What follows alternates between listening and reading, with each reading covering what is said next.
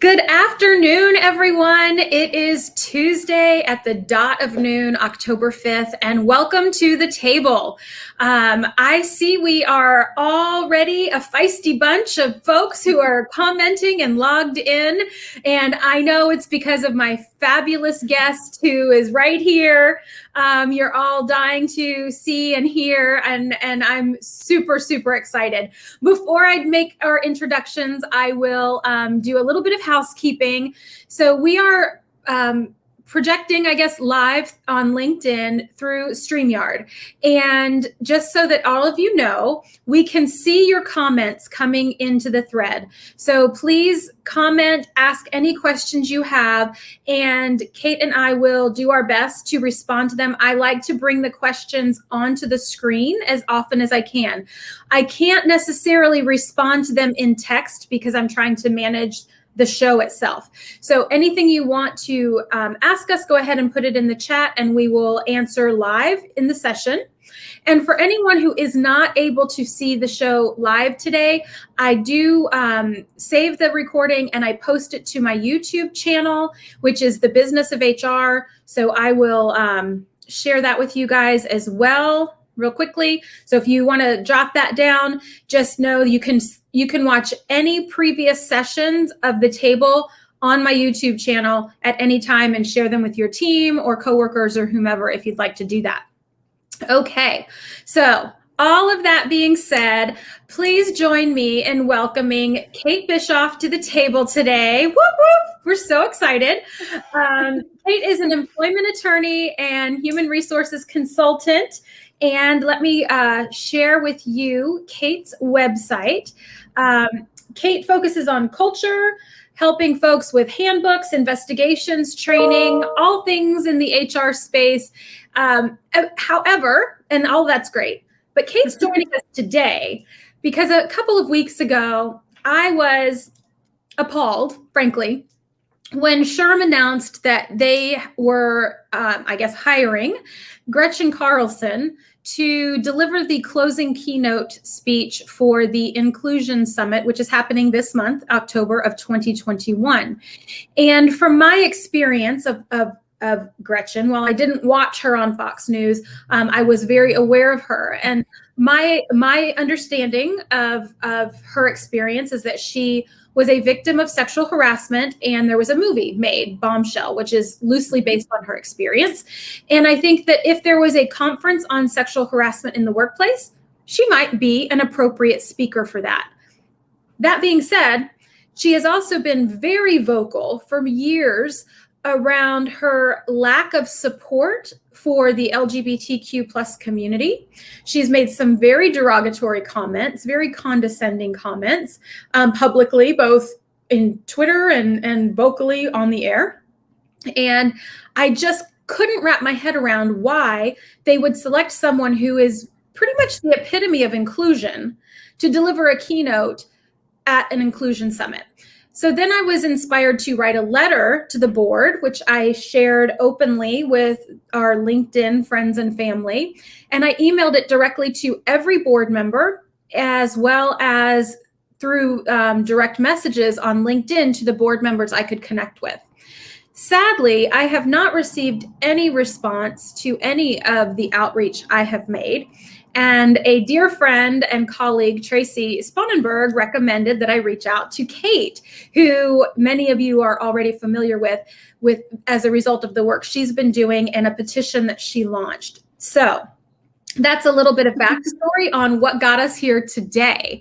So Kate, welcome and thank you for giving us this time and your expertise. Excuse me.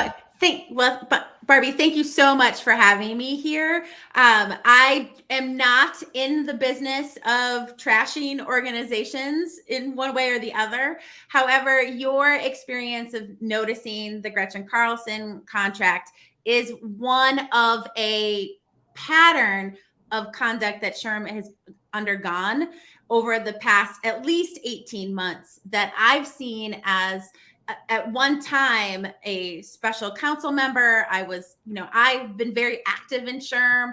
I have, blogged on their behalf. I've been a contributor for various things. And I am a big fan of the HR industry as a whole. However, I have come to the realization that SHRM is taking a very quote unquote old school approach to human resources and is not where the bulk of us are in seeing where we should be in human resources. As my very good friend Christina Minyard says, you can't be in HR if you don't believe in human rights.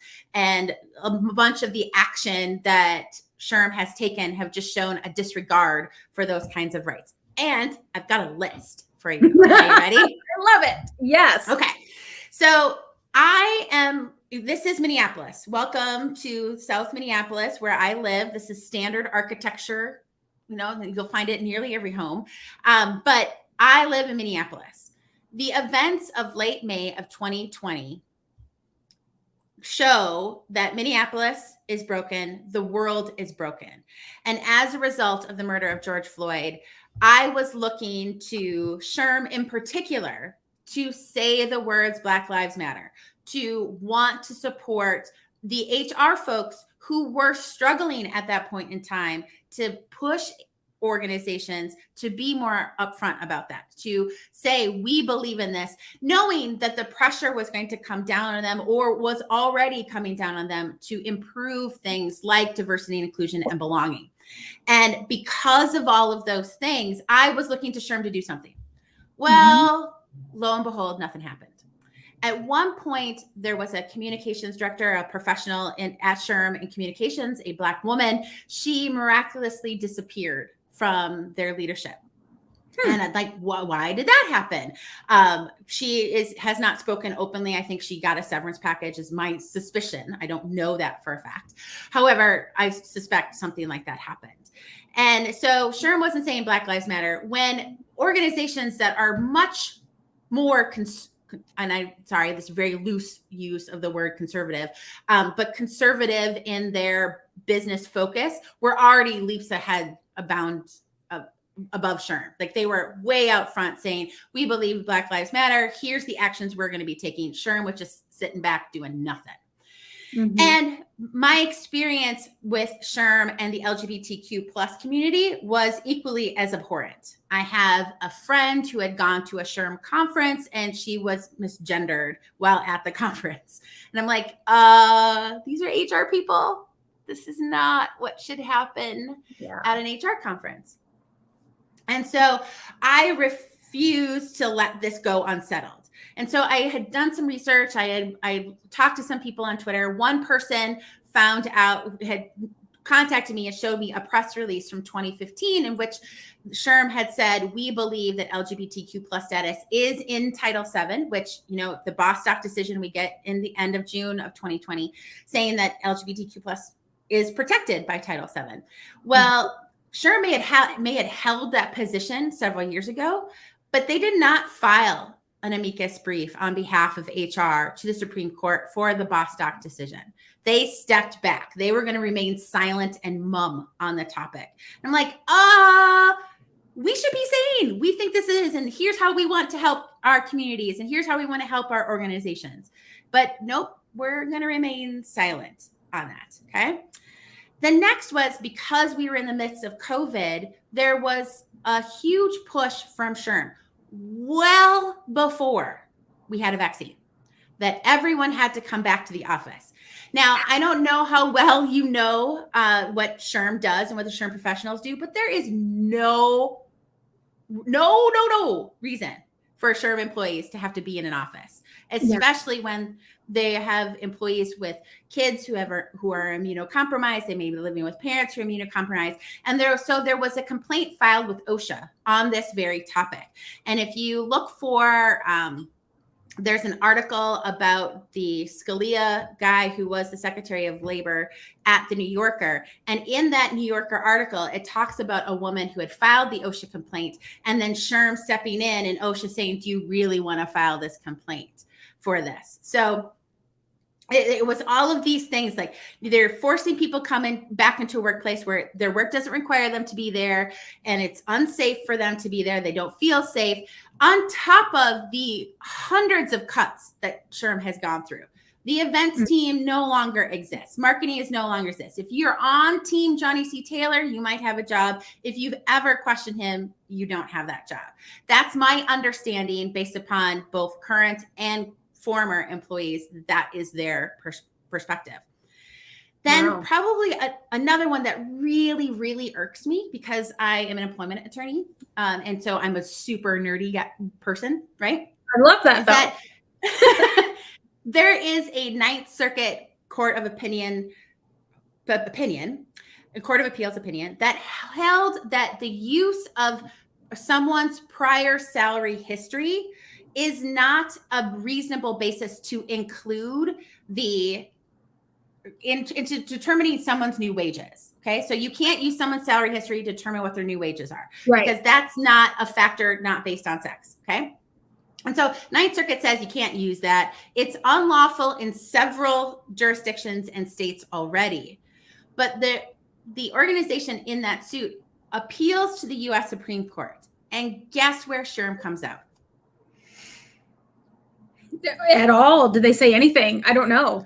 Yeah, they did. They filed an amicus brief saying that HR should be able to use someone's pay history to determine what their future pay is. Okay. So we've known, those of us who've worked in pay equity, those of us who are trying to build transparency into pay overall, know that if you're using salary history, you may be just perpetuating the wage gap.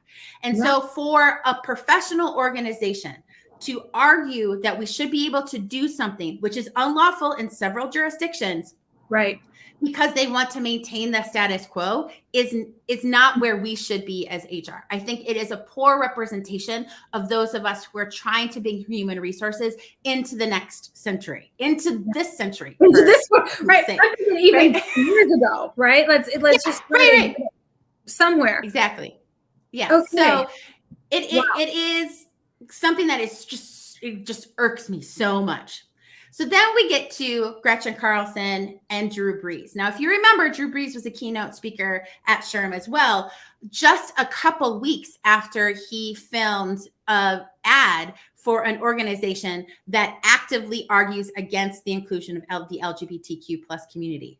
So he films an ad in support of them, and then he is a keynote speaker for SHRM.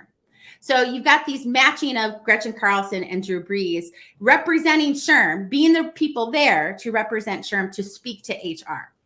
Now, the part I want to mention just a little bit about my perception of Gretchen Carlson. Okay. Gretchen Carlson is a former Miss Minnesota and Miss USA. Okay. So she comes from my neck of the woods here in Minnesota. If you have been on or watched Fox and Friends when she was an anchor, the comments and the conduct that show held and continues to hold to this day do not necessarily align with efforts to build diversity and inclusion into any workplace. Yeah. It is not okay for her to be sexually harassed in any way, shape, or form. I appreciate her efforts to remove things like non-disclosure agreements and arbitration agreements. I commend her on that. But there is not a position that she can take where that is the only reason she's speaking. It is her whole body of work that needs to be examined, right, to say she should be an expert on inclusion. And that's where it was, I will say, Barbie, didn't come as a surprise that she's the pick, right? No. Yeah. Well, no, I was shocked, but I didn't, I frankly, I self-admittedly, I've dipped in and out of SHRM throughout my career. I was never, one of the gung-ho, like every year signed up, registered, had my card and all that kind of stuff. I would be in and out. If there was an event I wanted to go to, I would, be a member for that year, and then I'd let it lapse and kind of go back and forth. And I got my SPHR and did all that stuff because at the time it felt like I needed those credentials for career progression, right? But the more 100% I agree. got involved, the less relevant they became. And the last SHRM conference I went to was in Chicago a few years ago. And I swore at that, I was like, I am never doing this again. It was overcrowded. The content was just so vanilla and empty. And aside from getting to network with some really cool people in the bookstore area and kind of the non-session kind of things, I was like, I'm not doing this. The anxiety I have just being around all of this is just way more than it's worth to me. So I was oblivious to a lot of the things that you're so, well-versed in. And then when this came up, I'm like, I can't just sit silently. I have to do something. But I just feel like it's so important that we help people understand kind of the arc of what we're seeing. And this is a pattern of silence when they should be using their voices louder than anyone, right? And I know they proclaim they're about policy, not politics, but I don't know how you separate those two things. I mean, no, politics is based on policy, and policy is written based on political agendas and views. So the statement in and of itself is a contradictory quagmire of nothing, right? It's just an excuse that they sit behind that I just don't understand. Yeah. So I am with you 100% there. I can't look at their stated position of policy, not politics, and not say, but politics is people, and that's what we do. Like that's like literally what we do is we handle the people and we write policies to help set expectations and set the culture for the organization. And so if we're not talking about the politics around these different things, we're leaving out a big aspect of the people we serve, which are employees and management. And so this idea that it's policy, not politics, we have to step in. Several years ago, there was a SHRM legislative conference, and they would put a Democratic elected official and a Republican elected official, and they would talk about something where they might not necessarily agree, but that there was room for discussion. And there are things that SHRM has supported in the past, like education reimbursement, where, we need legislation to change with some of the thresholds about education reimbursements so that employers get a tax advantage and we get to give this gift essentially to employees, which would help everybody. And so this was a high profile issue that you could have had Senator Mark Warner and whoever you wanted on the Republican side to talk about. Did they do that? No, they invited Ivanka Trump to speak instead as a surprise guest. Okay, so there are opportunities for us to have meaningful discussions around the policies that we need help with, but SHRM shies away from it in exchange for the ego of Johnny C. Taylor, in my opinion. And that's only exacerbated by other conduct that Johnny engages in, like naming a book, fire half your staff, and using SHRM to produce or to promote it, or using his renamed title of his book, Reset, to use it, or taking a board position at an HR tech company, which is a clear conflict of interest.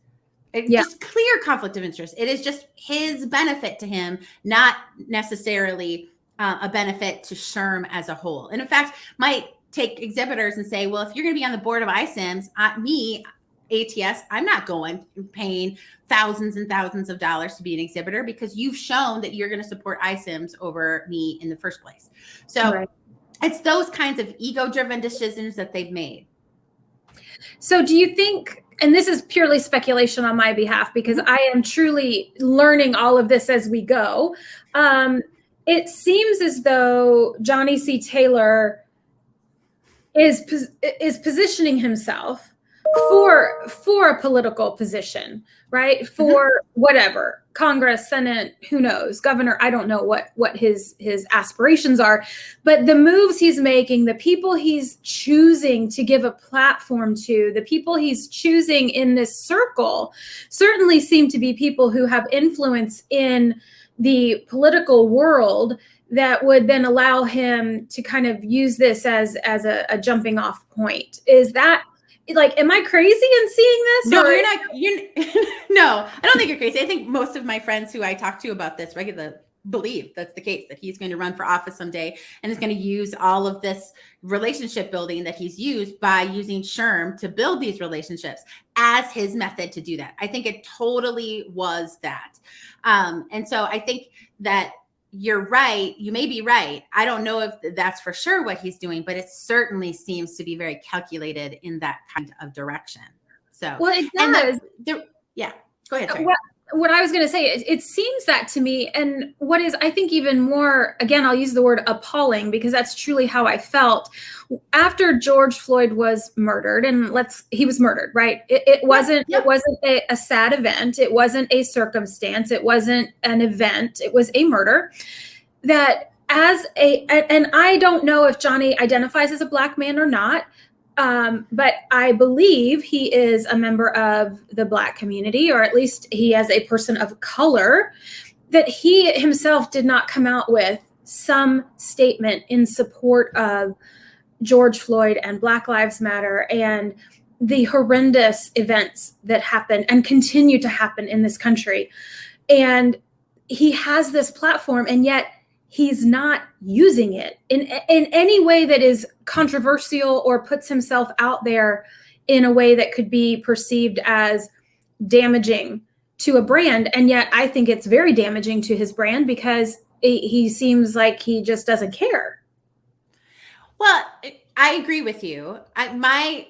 My position on this is, when you're a leader, you have to lead. You can't just sit back and let the train go down the road it's been going down, especially when external events are forcing you to take a position, because doing nothing is absolutely taking a position here. Sure. At least it is for me. I am looking to you, SHRM, to make decisions or show that you want to support my work and what HR should be. Overall, not necessarily, getting to check every one of my boxes, but showing that this is a people-centric part of our business world, our organizational world, and that we have to put people first.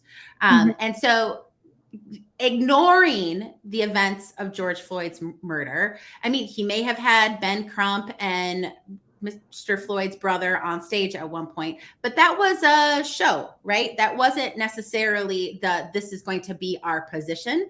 And I think Mara I hope I'm saying your name right, Mara, but silence is complicity. The lack of saying something does make a difference.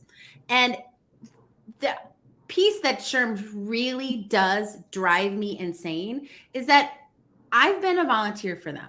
There have been lots of long-term volunteers here who are very upset, legitimately upset about their voice not being heard, not being listened to, and not even being acknowledged in many ways. And that's the part that is like, you are here to serve us. I was a member so that you could help me, not just that I could help your bottom dollar.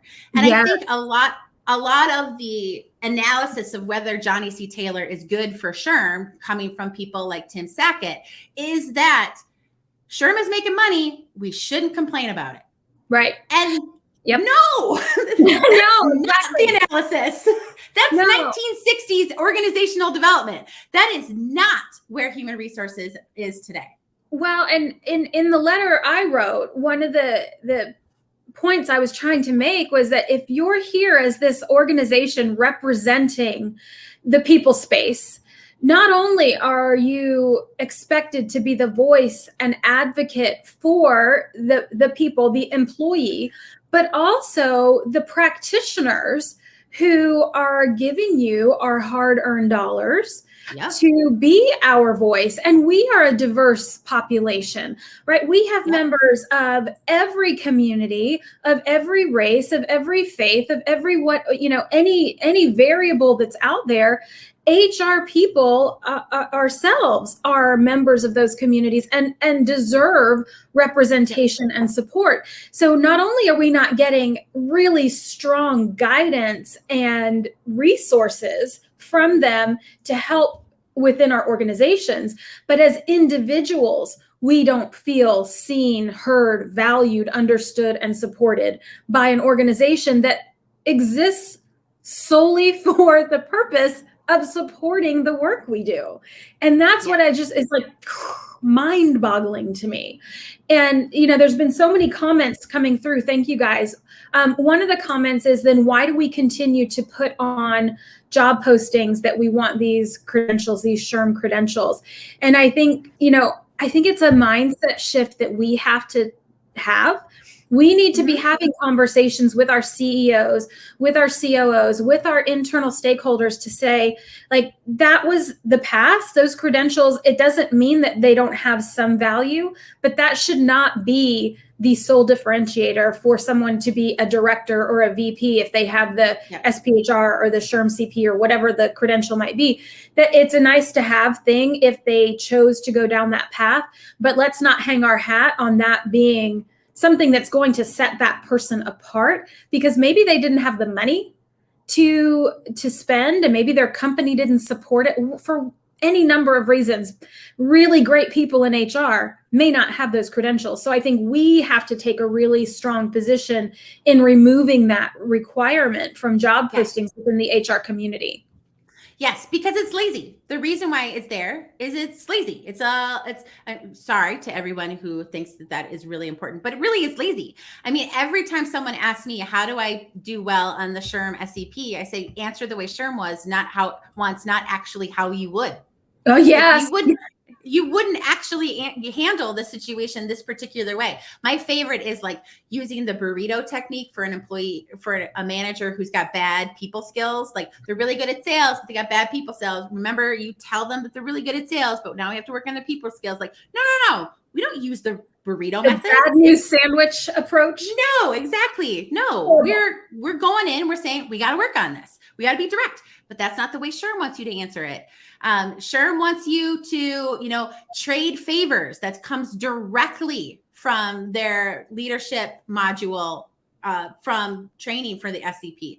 Like, it's directly there. They want you to trade favors. That's not how HR works. We are ethical. We are going to do what's right for the people in the organization. We're not going to be out there trading favors. We're going to be trying to do our best to represent the organization to employees and represent employees to the organization. So it frustrates me to no end about this. So sorry. I get a little worked up. Yeah, well, as we should all get a lot worked up, because this organization is very profitable, I have no doubt.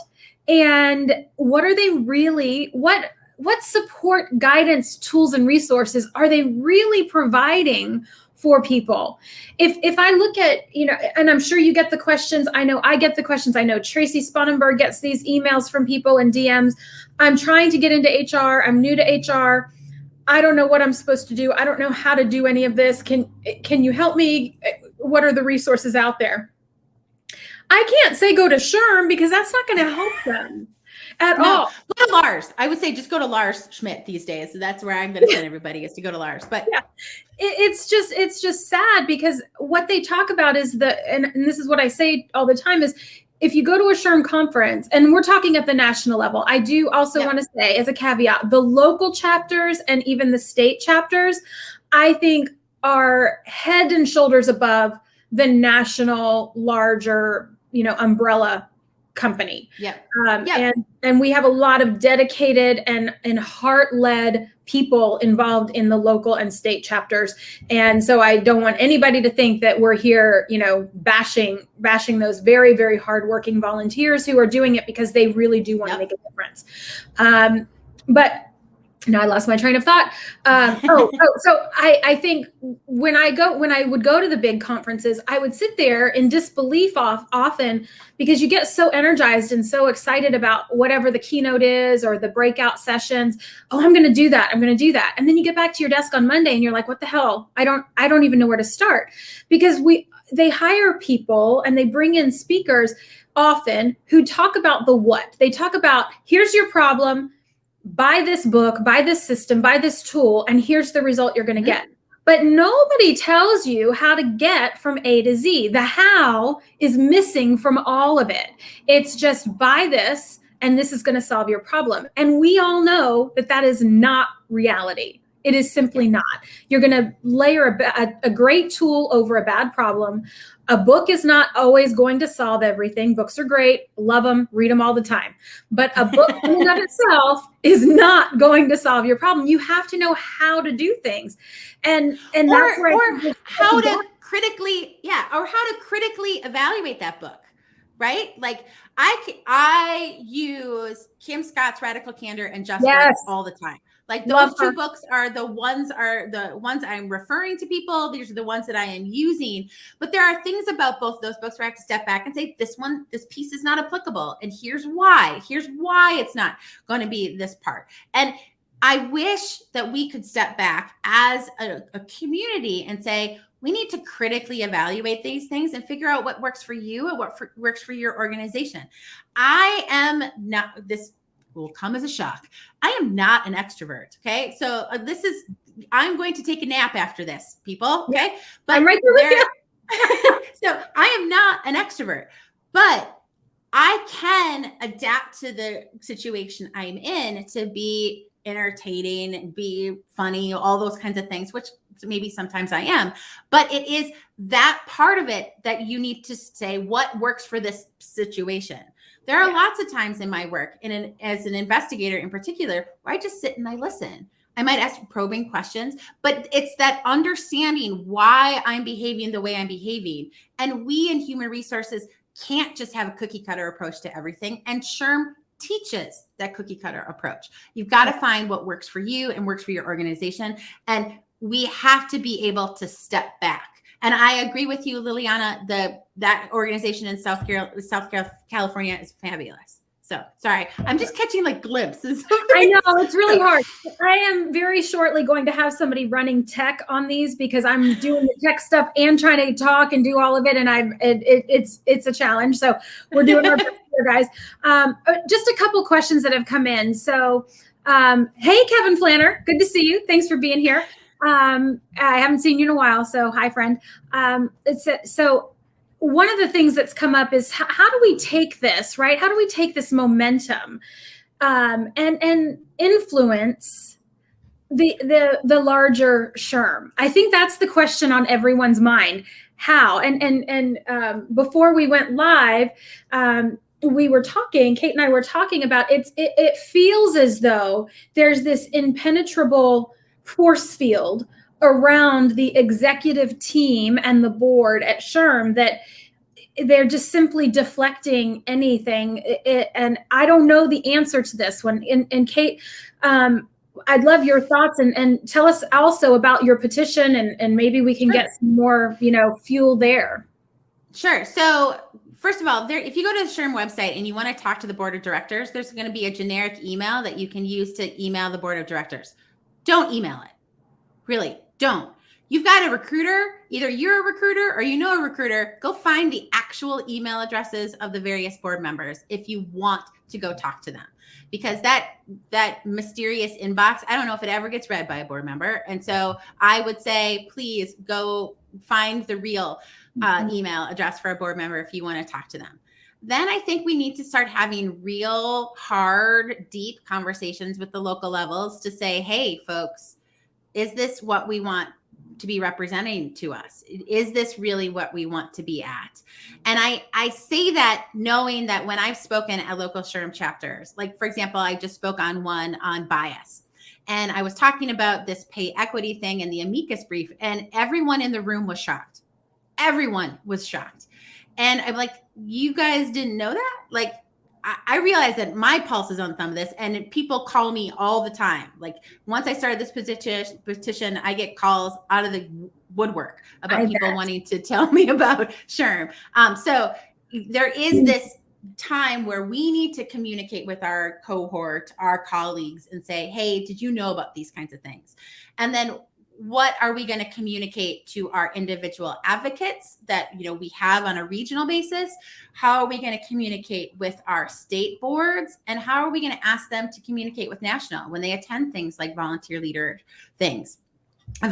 So I wish we would feel comfortable having these conversations. I hope having this conversation, for one, makes y'all think that it's okay to have those kinds of conversations.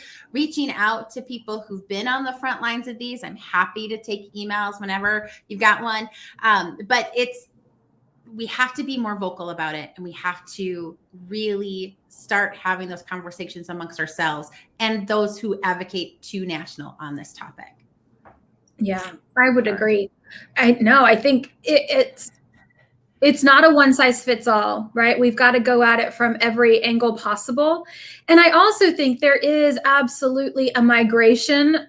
People are moving away because they're recognizing they're not getting the learning, they're not getting the development, they're not getting the resources they really need. When we think about how many things are springing up out there, I think about Enrique Rubio's group and Hacking HR and tens of thousands of people. I want to say 40,000 people or something signed up, and this year is going to be even more. And every one of us who sits on one of those panels, we volunteer to do it because we want to give back and we want to help grow and nurture the people who are in our community. And there's lots of these things that are starting to really bubble up. And I've had people approach me, and I'm considering, I've been working in the background of doing a summit around, people for people, because that's what we really need. And we shouldn't have to do that. This organization, right? We shouldn't have to go outside the parameters of this organization that claims to be representing us. And when you think about the Wall Street Journal and the Post and all of these large publications, when they want an expert opinion, they go to SHRM for it.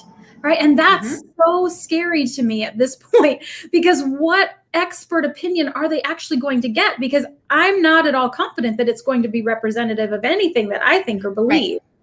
Right. Well, I agree with you. And I agree with Eric's point here that the only thing that's going to really affect SHRM is losing money. I think he's 100% correct on that. I haven't paid dues in a while. Because I'm upset, and a lot of my friends haven't paid dues in a while. And so SHRM goes, well, you're not a paying member. Why should I have to listen to you? Well, I am in the community. I am out here in this community. I am a part of the group that you claim that you represent.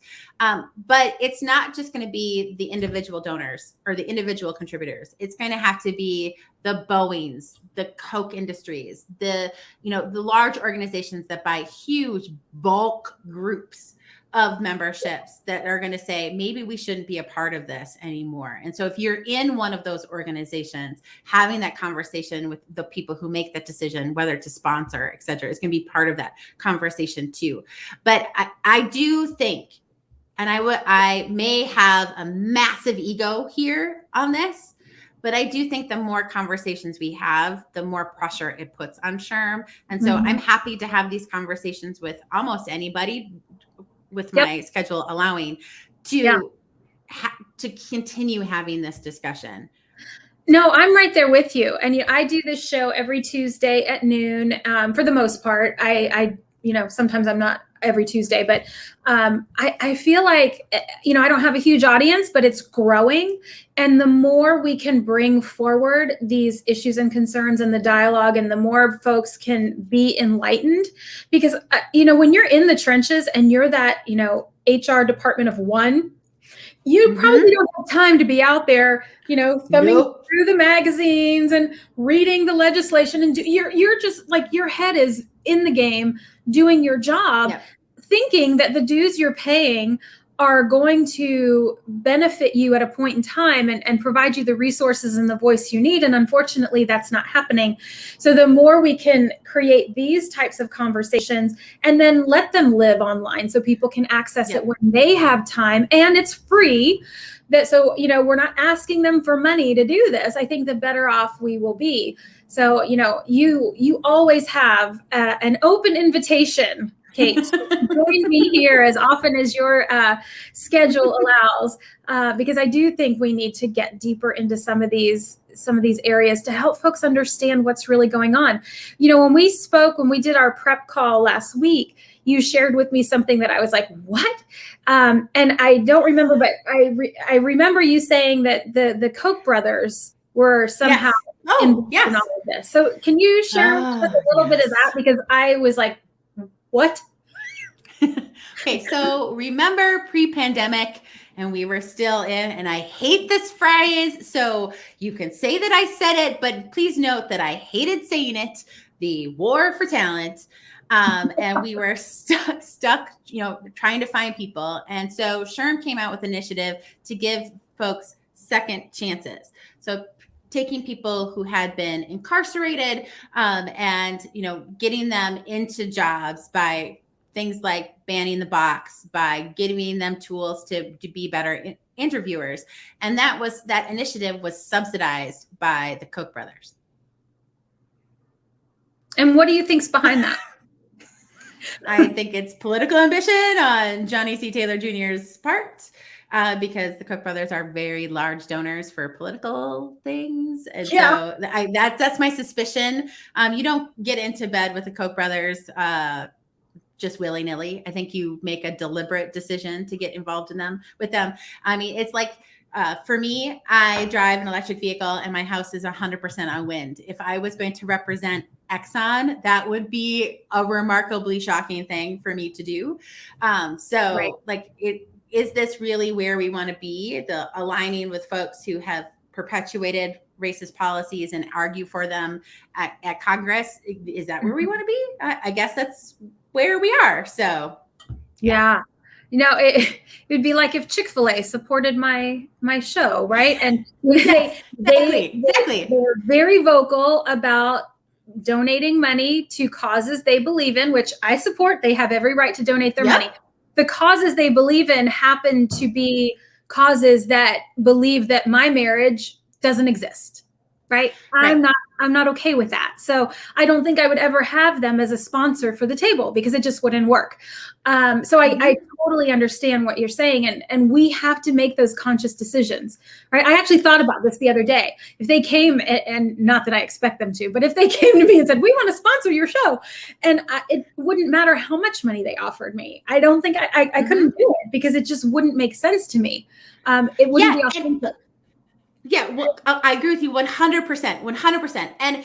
And I did a disrupt talk on this, and maybe Wendy will be able to find it on the top of her head. But I did a disrupt talk on this about where, as human resources, we need to find our values and understand our values and stick true to our values. And that may be your own individual values, and whatever floats your boat, I'm okay with. Okay. But if it was, my values are, I am looking for an organization committed to DE&IB initiatives. I'm looking for an organization that is committed to making sure we eliminate the gender wage gap. I am committed to these kinds of values. If I looked at SHRM's behavior, I would say that's not a part for me. And so I ask for HR people to look at their own values and be loyal to who they are rather than this blind loyalty to an organization that just doesn't, the consequences of their behavior show that they don't care about those values. And yes, Mara, now that I know I'm saying your name right, yes, you got to put your money where your values are. I do it in my personal life. I do it in my professional life. And I think we all, if we spent some time and did both the research and had those conversations, I think we might think differently on a lot of different fronts. Yeah, I would agree. So if folks want to sign the petition, Tracy, can you post the link again real quick? Tracy Hill's been amazing at yes, she has. So I'm not even going to attempt to type it in myself because she probably has it on copy and paste on her clipboard. We'll throw that link back out there for everyone. And I encourage you all to please, please, please use the voices you have. Make sure, right? Make sure that if you believe in something, that you talk about it, right? It's that if you see it on the subways in New York, right? If you see something, say something. We all have to adopt that. We have a voice, we have a platform, we have a position. And, my voice might be small, my platform might be tiny, but I'm going to use it. And it's our obligation to each other, right? It's not about what I'm getting out of it. It's what we collectively can do. And that's why organizations like Black Lives Matter formed, right? Because the collective, the larger the voice, the more attention you get. And if we just continue to sit by, what are we doing? And I think it in many ways, it's the very definition of privilege, is that we see all this stuff happening, but it's not really affecting me personally. So I'm not going to say anything. And then when something does affect us, we start to use our voice. I think we need to be using our voices in as many ways as possible, because one day it will affect you. Right. And we have to do it when it's hard. Like, it's really hard. It's easy to sit back and gather all of those toolkits and use those things as templates. It's really easy. It's the hard work that, even though we're burnt out because we were in a pandemic, we might be having to look at vaccine mandates and all the other shit that's coming down the pike. It is, yes, this is hard, but it is worth it. And it is what we need to be for the people we serve. Yeah, absolutely. No, it's beautiful the way you said that, right? Our sole purpose in the world of HR or the people space is to craft and influence policies, infrastructure, decisions, culture through the lens of the people who work within the organization, right? Everything that happens in a company happens as a result of people. A company is just a legal structure. It's a piece of paper. It's, it's the corporation itself is a legal entity, but an organization is people, and nothing happens without those individuals, whether you're keying in something, you're making a product, you're selling it, whatever your role is. So we can't just simply continue down a path of ignoring the fact that these things are happening to our people. And we have to respond to it accordingly. We can't just sit there and be quiet about it. And I just continue to struggle with how easy it is for them to not do anything. Yeah. I'm trying to read the comments again. Hold on. They're going so great. I know. Yes. Thank you all for being here. Yes. So Eric says, until all of us are free, none of us are free. It's so true. It's so true. And the very first quote I ever posted way, way, way back when, my first Facebook page banner was a quote, and I have it on my wall. It's, "If we have no peace, it's because we have forgotten that we belong to each other." And it's a quote from Mother Teresa. And I just believe that is so powerful. And I think that SHRM has forgotten that we belong to each other, and that they have an opportunity to speak on behalf of everyone impacted, and they're simply squandering this opportunity for whatever personal gains they have, and it's just incredibly disappointing.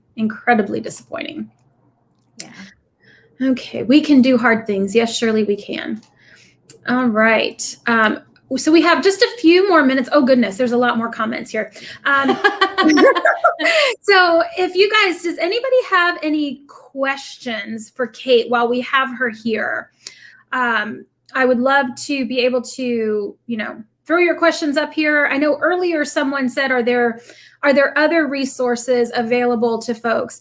I would say there's always another resource out there. As we mentioned, Hacking HR from Enrique Rubio. There's been several others brought up in the hrforhr.org is another great one. Redefining HR, that's Lars Schmidt's one. Those are all great places to look. Something has happened several times. They're like, "Kate, why don't you just start your own HR organization?" And I'm like, no. Yeah, I am happy to help, but I am not starting my own. So, but there are other resources out there. All of the folks who've been on here are people that you should connect to, because they share really good stuff. They do. Can you hear me? Yeah. Okay, I'm frozen. Can you see me? Or do I look frozen? I can't see you move. Okay, well, for some reason, my screen is frozen, and it's such a lovely view. But anyway. You look great, Barbie. You look great. As long as you can hear me, that's what matters. So I love this quote, right? Is, first they ignore you, then they laugh at you, then they fight you, then you win. And, so we're in the ignore stage, I think. I'm not sure. But hopefully eventually we'll come together and we'll be able to make some meaningful changes that we all need. So I think, SHRM's biggest competitors are its local chapters. Absolutely. Guys, thank you all for being here. It's been a phenomenal session. You can count on me inviting Tracy, Kate back, and sure, Tracy, all the Tracys can come back. Yes. Yes.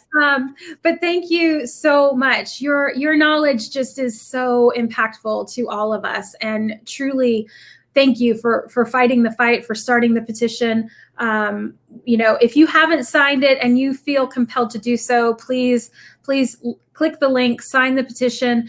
The more of us who are using our voices, the better off our outcomes will be. They can only ignore us for so long because, as we've said, their funding is going to start to diminish and they're going to become irrelevant. It's already happening, but it will start happening on a much greater scale.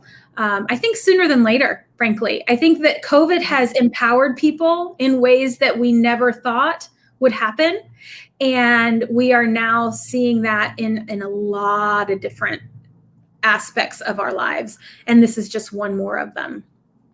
So thank you, guys. Thank you, everyone, for being here. I'm sorry I'm still frozen on the screen. I don't know what's going on. But I wish you all a wonderful week. And I will see you next week, Tuesday at noon. And then I will put this up on YouTube as soon as I'm able to download it and get it up there. So kisses to everyone. Thank you all. And we'll see you next week. Thank you, Kate. Thank you. Bye.